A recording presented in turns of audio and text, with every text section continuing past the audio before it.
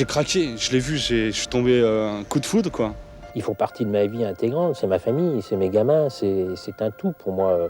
Elle était super mignonne. À un moment, moi, tout de suite, ça a été, j'ai complètement craqué, cette petite boule de poils. Le chien est un facteur d'équilibre affectif pour beaucoup de personnes. Il s'est vu reconnaître en tant qu'être sensible et constitue pour son propriétaire une sorte de projection de lui-même. L'art vétérinaire se sophistique. On donne des sépultures aux animaux. Et même, on les bénit.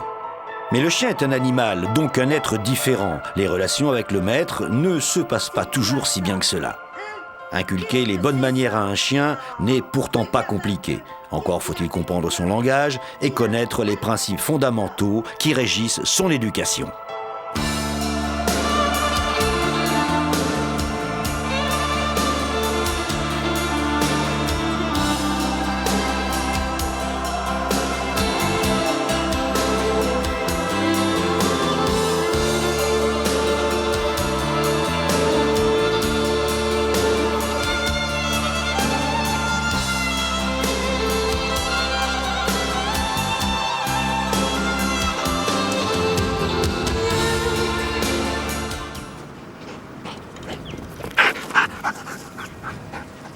Le chien est l'animal qui a été le plus transformé par l'homme au travers d'une sélection qui dure depuis plus de 14 000 ans.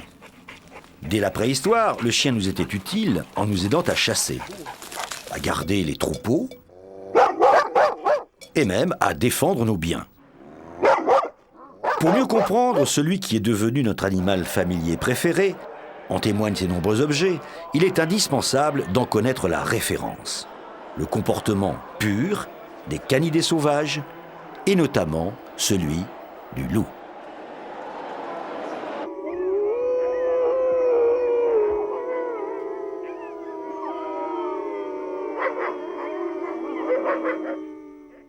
L'animal le plus proche du chien, c'est bien le loup, puisqu'en fait le chien n'est jamais qu'un loup domestique.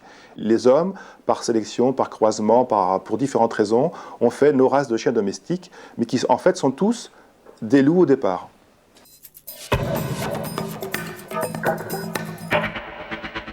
À l'instar du loup et de tout animal sauvage, le chien obéit en grande partie à son instinct. Mais il n'en est pas moins dépourvu d'une certaine forme d'intelligence. On le sait capable de mémoriser des situations et de restituer une réponse adaptée si elle se répète. Couché.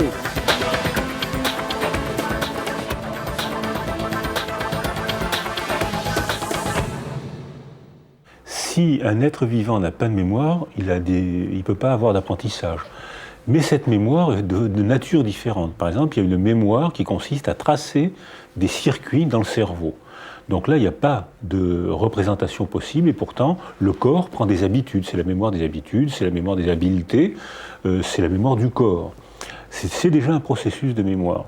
En revanche, il y a un autre processus de mémoire qui est la mémoire des représentations. Dès l'instant où un être vivant est capable de rêver, il peut produire dans son monde intime des images qui dépendent des problèmes qu'il a eu à résoudre dans la journée précédente, la nuit.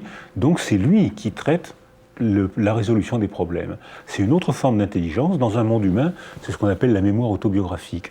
Alors les singes ou les chiens ne font pas encore trop d'autobiographie, n'empêche que déjà, ils peuvent répondre à des représentations d'images. Donc c'est deux formes de nature de mémoire différentes, celle qui façonne le cerveau et celle qui produit des représentations. Moi je pense que les chiens font partie des êtres vivants capables d'anticiper, parce que neurologiquement ils ont un lobe préfrontal, donc ils sont capables de se représenter quelque chose à venir. L'utilité du chien fut reconnue au XXe siècle lors de la Première Guerre mondiale, où 1500 individus furent mobilisés. De nos jours, les chiens sont employés pour la recherche lors des tremblements de terre, les secours en avalanche, l'aide aux handicapés, le sauvetage de personnes à l'eau. Ce contact grandissant avec l'homme, cette collaboration, pourrait-on presque dire, a peu à peu éloigné le chien de son cousin le loup, en altérant en premier lieu son instinct sauvage.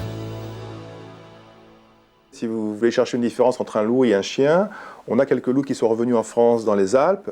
Allez chercher à en voir un, vous risquez de passer des mois, voire des années, sans jamais en croiser un. Inversement, croiser un chien, c'est pas difficile. Donc c'est clair que le loup a peur de l'homme, et je pense qu'il a de bonnes raisons d'avoir peur d'ailleurs. Inversement, les chiens dans leur ensemble n'ont plus peur de l'homme, et donc les distances de fuite ou d'évitement sont extrêmement réduites. Autant le chat perdu se récupère assez rapidement et retrouve facilement des instincts de chasse, autant le chien abandonné a plus de mal à survivre. Ah Mozart, qu'est-ce que tu veux que je te joue aujourd'hui? D'accord.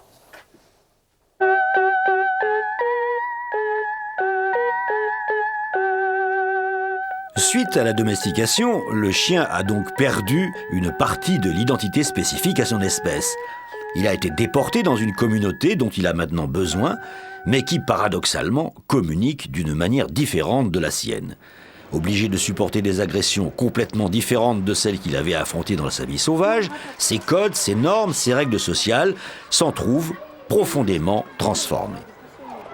Ça, faut y aller doucement, mais après, quand t'as l'habitude, c'est bon. Ce langage, auquel il tente de s'adapter grâce à ses énormes moyens de perception, n'est pas toujours facile à cerner, et cela peut entraîner chez lui des réactions ou des comportements inappropriés.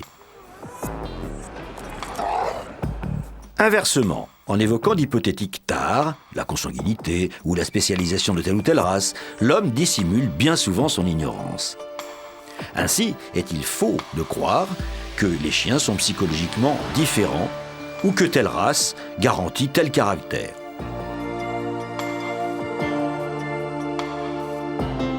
De la même façon, faisons-nous à tort le lien entre la morphologie d'un chien et ce qu'elle déclenche chez nous sur le plan affectif. On s'aperçoit que dès qu'un dog allemand n'a plus les oreilles en pointe, il suscite beaucoup moins la crainte. Le chien, c'est la créature de l'homme.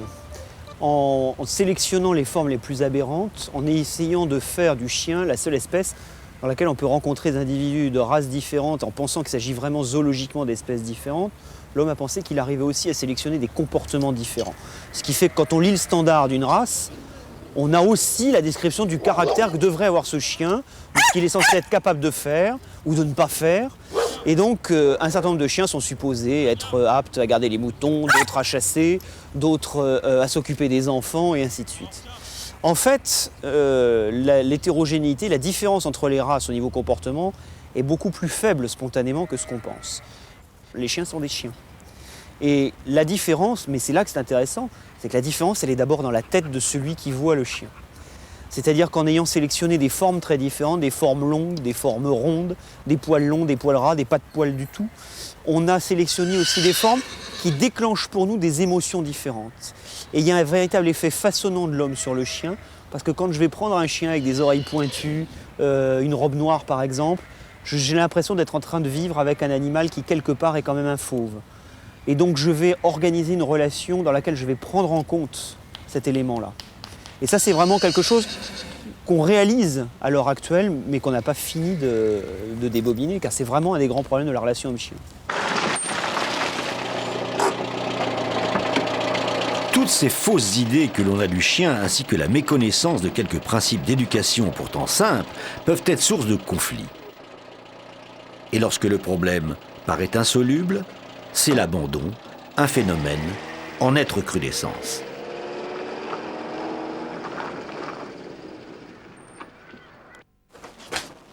Mona Altman, directrice du centre SPA d'Orgeval, dresse pour nous un bien triste constat. Alors là, déménagement en appartement. Le chien vivait dans le jardin. Là, on a un petit caniche Westie mordeur, il a 2 ans. Là, on a un dog de Bordeaux qui a 3 ans, donc ils l'ont depuis petit. Il est jaloux envers la femme et les enfants. On a remarqué une recrudescence des abandons et malheureusement une baisse des adoptions. Pour les jeunes chiens, donc la raison principale, c'est l'achat du jeune chiot en animalerie, c'est-à-dire qu'on craque devant une peluche. Donc c'est surtout des coups de cœur, pas réfléchis.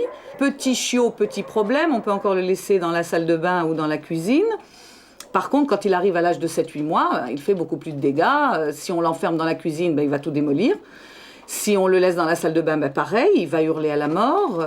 Alors il y a des gens qui se font aussi de très fausses idées en fonction des chiens qu'ils voient, comme par exemple des labradors, où les gens finissent par croire que c'est un chien adorable, qu'il est très gentil, qu'il est très doux, qu'il est pacifique, que c'est pas du tout un chien actif, parce qu'ils se réfèrent souvent aux chiens d'aveugles, qui sont souvent des labradors, mais seulement ils oublient qu'il y a 2 ans d'éducation derrière. Et ça, ils ne se rendent absolument pas compte. Les gens, je pense que le grand problème, vraiment le grand problème des gens, c'est de n'avoir aucune idée du temps qu'il faut passer à éduquer un chien. Et je crois que quand on arrivera à faire comprendre aux gens que la base d'avoir un chien civilisé, c'est le temps qu'on peut lui consacrer à l'éducation, il y aura beaucoup moins d'abandon.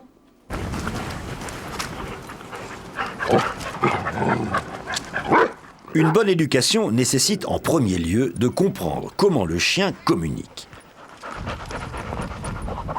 Avec nous, il se situe dans un groupe familial qui remplace la meute d'origine.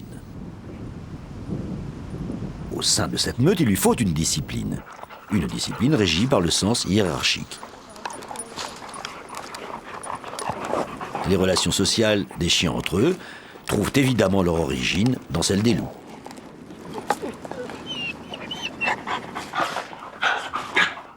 La place se mérite et s'obtient par le combat. Ce combat prend souvent la forme d'un jeu. Un grognement, émis avec conviction par un sujet plus fort en caractère qu'un autre, suffit à mettre l'adversaire en déroute. La véritable dominance consiste donc à s'imposer par simple intimidation. C'est l'autre qui s'interdit d'être un obstacle à votre volonté.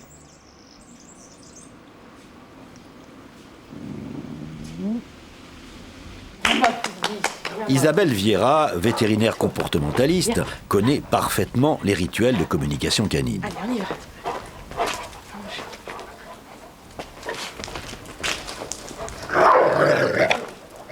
Alors il est intéressant de voir que les chiens vivent entre eux donc un monde très hiérarchisé, où chacun a sa place et où toute la gestuelle va être orientée dans le sens qui va gagner, qui va être dominant à la fin de l'interaction.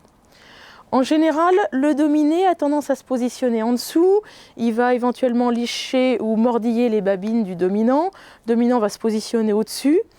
À la fin de l'interaction, c'est le dominant qui décide de cesser, de remporter l'objet, de le garder. Éventuellement, il peut avoir quelques tolérances s'il se trouve en face d'un chiot.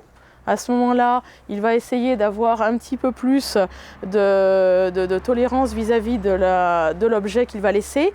Là, en l'occurrence, on a donné l'objet à la petite qui est dominée et c'est finalement le dominant qui l'a obtenu. Catherine Legrand dirige une pension dans laquelle se retrouvent plusieurs dizaines de chiens en communauté.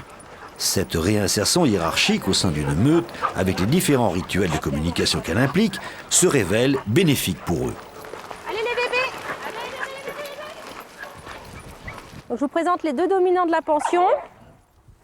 Donc c'est Eléa, 8 ans, et Mike qui a 6 ans. Ils sont dominants pourquoi? Parce qu'ils sont là depuis le tout début de la pension. Donc ils font partie intégrante de la meute. Et c'est vrai que les pensionnaires ne les cherchent pas, ne les provoquent pas parce qu'ils ont des rituels de domination qui sont assez importantes. Le poil qui se hérisse, ils montent sur leurs grands chevaux, ils grognent énormément. Donc c'est vrai que ça suffit amplement à impressionner les petits pensionnaires parisiens. Voyez Eléa se disputer un bâton avec un pensionnaire. Ces 2 dominants s'affrontent par des grognements, aboiements, tandis que Mike, placé plus en retrait, soutient la Rottweiler à laquelle il est soumis. Il en est de même chez nous avec notre propre animal. Celui-ci ne nous considère pas comme des humains, mais comme des congénères, faisant partie de sa meute. Si nous n'y prenons pas garde, il s'octroiera un rang social supérieur au nôtre. Il faut donc veiller à lui donner la place qui lui convient. Dans le cas contraire, le maître ne serait plus celui qu'on croit.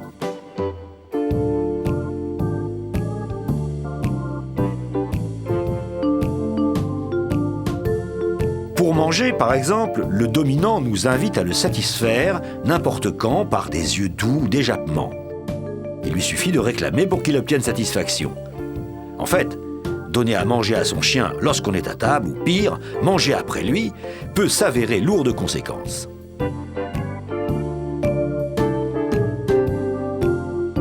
là, je peux parler des gens qui ont adopté chez nous et qui nous ont ramené le chien.